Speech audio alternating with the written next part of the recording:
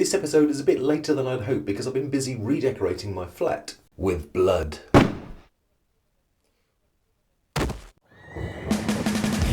Phantomween.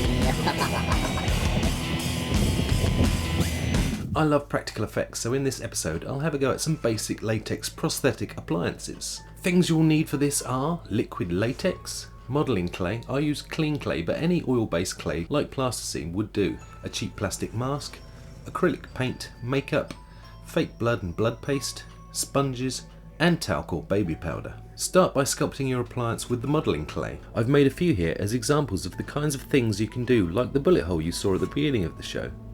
If you want something more contoured, to fit your actor's face for instance, you could always use a cheap plastic mask as an armature to sculpt onto. This is how I made the prosthetics for the zombie makeup in my Film Fights winner Zombie Rescue, although I sculpted onto a plaster cast of my face for a better fit. Once you're done, we'll use these as a positive mould to build layers of latex onto. The best way I've found for applying latex is with a sponge, one layer at a time, allowing each layer to dry before applying the next.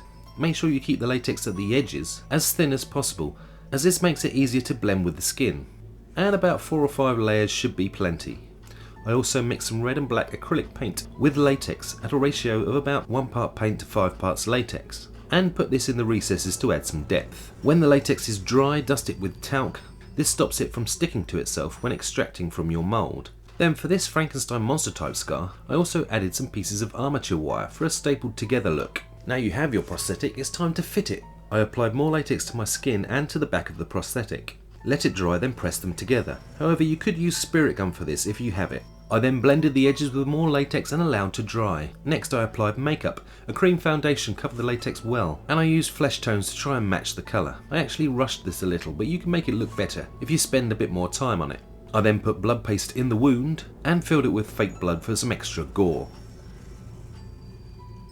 Applying the empty eye socket prosthetic wasn't easy, as I need glasses to see, and didn't really have much of a clue what it was going to look like until I played back the footage. So in cases like this, it's probably better to get someone else to apply it for you. So there you have it, a reasonably cheap way to create some Halloween gory goodness.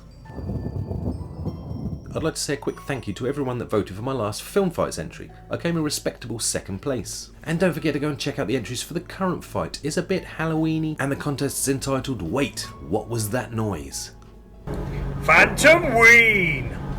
Thanks Adam, you gotta love those Snapchat lenses. And if you'd like to send me a Phantomween shout out or links to your Halloweeny videos, then send them to me at thephantommonk@hotmail.co.uk. I hope to bring you more real soon, but in the meantime, why not check out my mate Brett's next instalment of Essential Horror Films, with his 10 Essential Werewolf Movies video. Check out the links in the description. That's it from me for now, and thanks for watching.